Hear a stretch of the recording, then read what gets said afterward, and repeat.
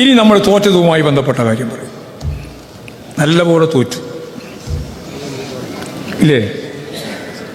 തോറ്റിട്ട് ജയിച്ചു എന്ന് പറഞ്ഞിട്ട് വല്ല കാര്യമുണ്ടോ? ഇല്ല, തോറ്റു. അപ്പോൾ ഇനി നമ്മൾ എന്താ വേണ്ടേ? എന്തുകൊണ്ട് തോറ്റു എന്ന കാര്യം നല്ലതുപോലെ കണ്ടുപിടിക്കണം. ഒരുപാട് അഭിപ്രായങ്ങൾ വരുന്നുണ്ട്, ആളുകൾ ഫോൺ ചെയ്ത് പറയുന്നുണ്ട്, കത്ത് എഴുതിയിട്ടുണ്ട്, ലേഖനങ്ങൾ തന്നെ പ്രസിദ്ധീകരിച്ചിട്ടുണ്ട്, വിമർശനങ്ങൾ ഉന്നയിച്ചിട്ടുണ്ട്, ഒക്കെയുണ്ട്. എല്ലാം ഞങ്ങൾ സ്വീകരിക്കുകയാണ്. എല്ലാം സൂക്ഷ്മമായിട്ട് പരിശോധിച്ച് ഏതൊക്കെ രീതിയിലാണ് നമ്മുടെ ഈ തോൽവിക്ക് അടിസ്ഥാനമായ കാര്യങ്ങളൊന്ന് കണ്ടെത്തുക തന്നെ ചെയ്യും. ഒന്ന് കണ്ടെത്തിയാൽ മാത്രം പോരാ, തിരുത്തണം. ഇപ്പോൾ ഒരു കാര്യം ഞാൻ നിങ്ങളോട് പറയാം. കേന്ദ്ര ഗവൺമെൻറ് ഒരു ഉപരോധം പോലെ കേരളത്തിലെ ഗവൺമെൻറ്റിനെ കൈകാര്യം ചെയ്യാം. 57,000 കോടി ഉറുപ്പിക കഴിഞ്ഞ കൊല്ലം തരേണ്ടത് തന്നിട്ടില്ല. 7,000 കോടി ഉറുപ്പിക കേന്ദ്ര ഗവൺമെൻറ് നമ്മളും കൂടി ചിലവാക്കിയതിൻ്റെ ഭാഗമായിട്ട് കിട്ടേണ്ടുന്ന പണവും തന്നിട്ടില്ല. ഇക്കൊല്ലവും അത് തന്നെയായിരിക്കും. സുപ്രീം കോടതി പോയതുകൊണ്ടാണ് 13,000 കോടി ഉറുപ്പിക നമുക്ക് കിട്ടിയത്. ഇനിയും നിയമവിരുദ്ധം വേണ്ടി വരും.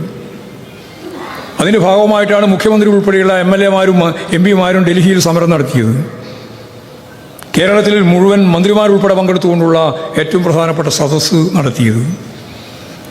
ഇങ്ങനെ എല്ലാം ചേർന്ന് നടത്തിയിട്ടും നമുക്ക് എല്ലാവർക്കും കൊടുക്കേണ്ടത് മുഴുവൻ കൊടുക്കാൻ സാധിച്ചിട്ടില്ല.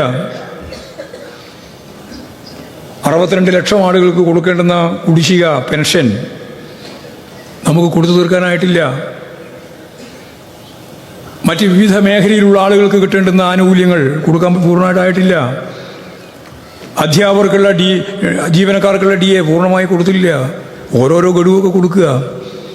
പെൻഷൻകാർക്കുള്ള ഗഡു കൊടുത്തിട്ടില്ല പൂർണ്ണമായിട്ട്. അംഗൻവാടി, ആശാ മേഖലയിലുള്ള ആളുകൾ ഒരുപാട് പ്രശ്നങ്ങളുണ്ട്.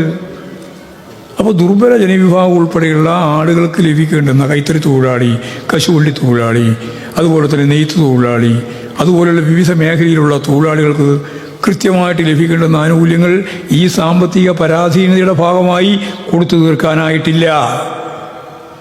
അപ്പോൾ അവരെല്ലാം സംതൃപ്തമാണോ എന്ന് ചോദിച്ചാൽ അല്ല. അതെല്ലാം വോട്ടിനെ സ്വാധീനിച്ചിട്ടില്ലേ എന്ന് ചോദിച്ചാൽ സ്വാധീനിച്ചിട്ടുണ്ട്. ഇതൊന്നും കാണാതിരുന്നിട്ട് കാര്യം, ഇതെല്ലാം ഞങ്ങൾ കാണുന്നുണ്ട്. തുറന്ന മനസ്സോടെ, തുറന്ന കണ്ണോടെ കാണുകയാണ്.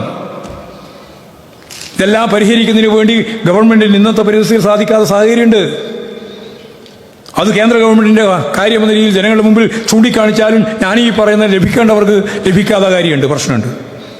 അതിൽ ഞങ്ങൾക്ക് ആർക്കും തർക്കമില്ല. ഇതെല്ലാം മാറണം, മുൻഗണന നിശ്ചയിക്കണം.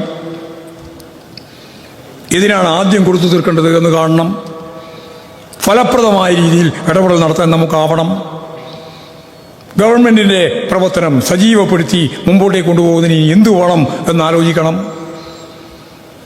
ഇതെല്ലാം ഞങ്ങൾ ഗൗരവപൂർവ്വം ആലോചിക്കും എന്നാണ് ഞാൻ തോൽവിയെപ്പറ്റി പറയുമ്പോൾ സ്വയം വിമർശകരുമായിട്ട് നിങ്ങളുടെ മുമ്പിൽ അവതരിപ്പിക്കുന്നത്.